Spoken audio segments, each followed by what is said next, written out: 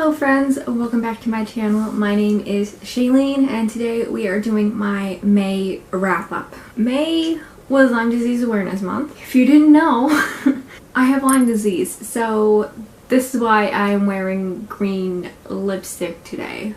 At the end of April and a little bit in the beginning of May, I was in a reading slump after reading a book that utterly destroyed me. I didn't know what I wanted to read and I was really struggling with. I actually ended up still having a pretty good reading month and I don't really know how that happened. So yeah, we're just going to get into the wrap up. The first book I read in May was The Paris Secret by Lily Graham. When I put this in my April TBR last month, I was really excited to read this book, but unfortunately this book was a case of mistaken identity. I thought I was reading an entirely different book. I've read this on ebook, so that's probably why. This book is actually set in two different timelines. It's set in the 60s and it's also set in World War II Paris. So this girl kind of finds her grandfather in Paris and she goes to him under a fake name and pretends to be helping him in his bookshop, and she's basically there to learn about her mother and her father during the war. Big spoiler, it ends up that her father was a Nazi soldier. It was a very quick read. It was like 227 pages, but it took me forever to get into because the writing was terrible. I honestly should have just DNF'd this book. It wasn't very interesting. The writing was so terrible. You could have had a pretty interesting storyline with this book, but because the writing was terrible, it just wasn't done well. And there's two awful romances in this book. One with the girl who's trying to find out the history of her mother during the war. She just has this weird romance with her best friend and they have secret feelings for each other, but of course none of them tells each other their feelings, and then it just, yeah, that becomes cheesy and dumb and stupid. Her grandfather's just typical French grumpy man. And then when we get into the history of her mother, which I love flashbacks to that time period, but her mother falls in love with a Nazi soldier. She gets pregnant, she has her, which is why she was sent away to live in England. I don't like reading books that humanize Nazis. I think it's disgusting. I think, yes, they are human, but they are the worst type of human. I mean, obviously, I don't know everything that went on in that time period in Germany and, you know, whatever, but no. I don't want to read about good Nazis. There is no such thing. In the end, I think I gave this book 2 stars. Probably should have rated it lower, honestly. The next book that I read was 5 Feet Apart by Rachel Lippincott. Basically, this is a book based off of a screenplay for the movie, so first thing I will say about this book is if you liked The Fault in Our Stars, you'll probably like this book. It's the same kind of story but with cystic fibrosis. So we have two characters. You got Stella here. She has cystic fibrosis. She's the perfect CF patient. She does all her meds. She does all her treatments. She has a very strict regimen and she is really up there on the donor list. And then you got Will. Will is sarcastic. He's cynical. And he has a bacteria that is greatly shortening his lifespan, but also very highly infectious to other CF patients. The writing in this book is really simple, it's easy to follow, it's pretty good writing. There's a lot of angst, there's a lot of heartbreak, there's a lot of sarcasm. And as someone with a chronic illness, I really enjoyed the portrayal of chronic illness in this book. I thought it was done in a really responsible but also realistic way. For the most part. I did have a few issues with it. I am going to be doing a full review on this, so I'll just keep this as short as possible, but I just felt like it did justice to chronic illness and I could relate to a lot of things in this book pertaining to chronic illness, and I think that the overall awareness of this story was done well. They actually for the movie, they consulted with Keira Wineland, which, if you didn't know, she is a very prominent cystic fibrosis advocate, and she consulted this movie a lot. She has her own YouTube channel. She's like Stella in a lot of ways. Unfortunately, Claire died last year when she was getting her lung transplant. I don't think she was able to see this movie come to fruition. There are a few things that I didn't like about this. I felt that it was a little bit too stereotypically YA, and some things were like over dramatic, and there were some things in this book that I just didn't agree with and didn't think was realistic. But overall, I ended up giving this a 3-star, as I really did enjoy it. I think it did have really great rep, and it will hopefully further awareness for cystic fibrosis. Now all they need to do is make a book about chronic illness that isn't terminal. So the next book I read was The Silent Woman by Terry Lynn Thomas. This is the book that was part of the mistaken identity debacle that I had.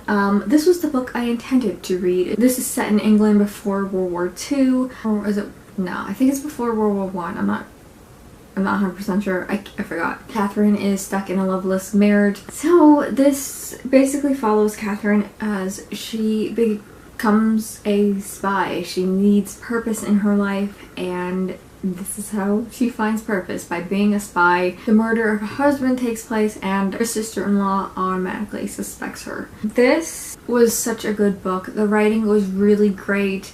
I really loved Catherine as a character. I really loved the time setting before the war. I really enjoyed that. And yeah, I think overall this was a really solid historical fiction, and there's a second one in the series which I will definitely be reading.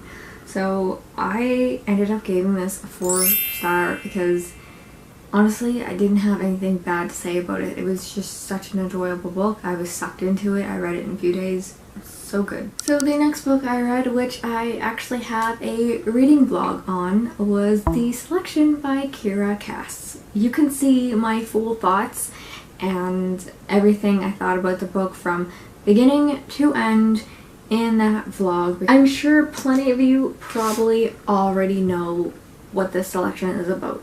Just some points about what I didn't like. First of all, I didn't like the main character's name. I thought it was the stupidest freaking name I've ever heard in a book in my life. It was absolutely ridiculous. Her name is America Singer. This is a book, the society is pretty much set in, I guess, a future dystopian North America / USA, Canada, Mexico, that kind of thing. So, first of all, her first name is just kind of stupid, cheesy, didn't like it. And then her last name is Singer. Her family are a bunch of artists, and that includes musicians, so guess what? She's a singer. How more unoriginal can you get with your character names? Honestly, that has to be the laziest character name I've ever read in my life, and every time I read it, I rolled my eyes because it was just the stupidest freaking name ever. I really hated it. But my biggest thing that I hated about this book is the writing and the pace of the story. First of all, this just feels like I'm reading a Wattpad story in like 2012. I had a phase with Wattpad when I was like 16, 17, 18, which obviously was enjoyable. I did find some really great books on Wattpad, but I expected by now to not come across books that read like they were from Wattpad. I'm not exactly sure if this book was on Wattpad. Also, with like the book feeling like a Wattpad thing, I really couldn't distinguish this book from any distinct author. Like, if this book was to be on Wattpad, it would just be a typical Wattpad book, and there's nothing unique about the author or the story. Like, it's just a very basic story, and there's not a whole lot happening. It's very drug out. The pacing is so slow in the middle. Like, in the beginning, it's pretty fast, and then once she gets to the palace and has a makeover, and then that is just like, it goes at a snail's pace, and then the ending is kind of anticlimactic. It's a very predictable storyline.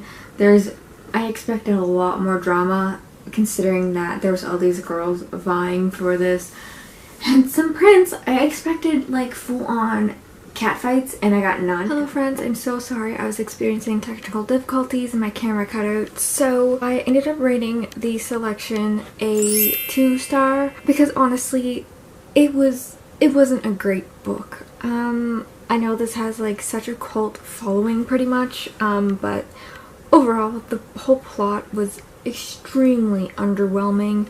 There really wasn't a whole lot going on. It felt too Wattpad for me, and that's probably why I hated it the most. At this point, I'm not sure if I will continue with the series. I think if I ever do get in the mood to read that kind of book, then maybe I will pick up the next one. But right now, I feel like I have so many books that I want to read that I know are going to be a lot better than that. So the next book I read was Truly Devious by Maureen Johnson. If you are looking for a very intriguing YA mystery to read, then I really recommend this book. So this book has 2 storylines. The first is set in the 1930s with Albert Ellingham setting up his Ellingham Academy, which is a school where young students who are geniuses can go to. Unfortunately, a kidnapping/murder takes place, and Albert Ellingham's wife and very young daughter are murdered as well with another student. Now, the mystery of the Truly Devious murders were never solved. Now we go to present day where Stevie is a young girl who's very obsessed with true crime. She's really into criminology and she wants to be an FBI agent one day. So she is looking to go to Ellingham Academy to study criminology and hopefully to solve the Truly Devious murder/kidnapping. So a lot of things do take place in this book. It's not just all about the murders, and unfortunately if you are looking to go into this book thinking that the great murder/kidnapping at Ellingham Academy is going to be solved, it is not solved in this book. So I think that's probably something you should know before going in, because I thought that the murder was going to be solved in this book, and it wasn't. But even with it not being solved, it was such a great book. So this book is super atmospheric, and I absolutely adore atmospheric books. I loved the flashbacks to the 1930s. I loved the creepy kind of feel to it. It was just so good, and for a YA book this had like very few YA tropes. The only thing I didn't really like about this were some characters. Like, I really did not like Ellie's character. I thought she was too over the top, she was too loud, she was really annoying. For me, the plotting, the pace, and the storyline was just so well crafted for a YA book, and I feel like that is really hard to find, and I haven't read a YA book in a very long time that made me want more. And I know there's another one next in the series which I will definitely have to be picking up because this was just wonderful. So yeah, I really enjoyed it. The twists and the turns that happened I did not see coming, which when it comes to a murder mystery, like 80% of the time I can figure out any twists or turns that are going to happen. But this one, they just came out of nowhere and like shocked me, and I really like that. I initially ended up rating this 4.5 star, but after I read things, sometimes if I wait a bit I feel differently about a book, and this was one of those, so I ended up rating it a 5 star. It deserves the 5 star. Because it's so good, and I really want to read the next in the series, and then there's a next one coming out in January too, so I'm excited to read this series. So the next book I read was Less by Rachel Aust. This is a visual guide to minimalism. I want to be a bit more of a minimalist, but through reading this book, I think I realized I don't want to go full on minimalist. I think I like the aesthetic and the cleanliness of being minimalist, but I think some parts are just way too full on for me and kind of unrealistic too. And I'm glad that I read this book because that helped me realize that, and this book also gave me some really great guides to, you know, curate my space and help me figure out what to get rid of and what to keep and all that kind of stuff. So I really enjoyed reading this. It was very helpful. It was very practical. It was super quick. I read this in a night. If you're a complete noob at like minimalism, then I would suggest this because it is so quick, it is so easy, and there are some really helpful guides to follow. But saying that, at the same time, I think you could get a lot of this information just off of Pinterest or reading blogs, but I feel like it's just great to have it all in one little book anyways. So the next book I read was The Alice Network by Quinn. Going into this book, I did not know that this was going to be so heavily focused on romance. So I don't know, I didn't really appreciate that. But basically, you have two storylines. Eve Gardner is a young woman who becomes a spy in World War I. And she's very good at what she does. Obviously, things happen. I don't want to spoil the plot. And then we have present day with Charlie St. Clair. She's has a little problem and she's going to Europe to solve the little problem, but on the way they stop in England and she abandons her mother because she needs to find her cousin Rose who went missing in the war. So you do have another character that goes on this little road trip with them to France to help to go and find Charlie's cousin Rose. You have Finn the Scotsman, and with this other character, Charlie and Finn ended up falling in love, and there are some steamy scenes in here, and while I like their relationship and I really like Finn, I mean, who doesn't love a Scottish accent? I thought the romance distracted from the story a lot. I felt like it didn't need a romance in here, and I felt like it would have been a much more interesting story if it was just Charlie and Eve going across France instead of with Finn. And what I loved most about this book was, of course, Eve's flashbacks to World War I when she is a spy. Those were my favorite parts of the book. I just felt she's so brave, she's so courageous. I ended up giving this book a 3.75 stars because, again, the romance really detracted from the story for me. It shouldn't have even have been in there. I felt like the story was strong enough to not need a romance, and then the romance just depleted it. Currently, right now, I'm reading Sick by, I can't even pronounce her name, so I'm not going to.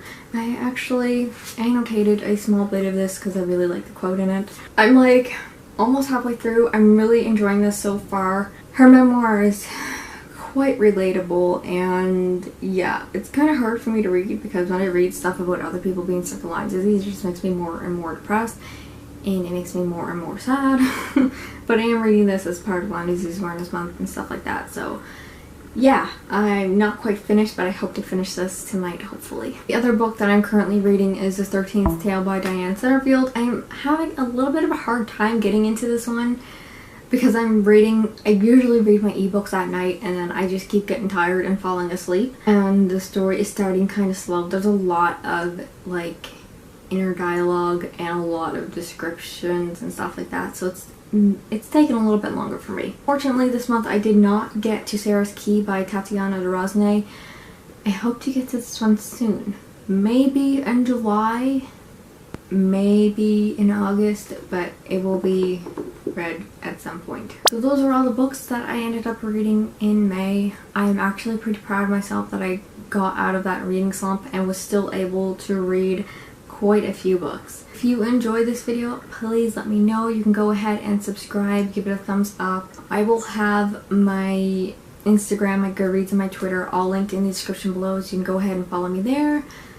Yeah, I hope to see you guys in my next video. Bye.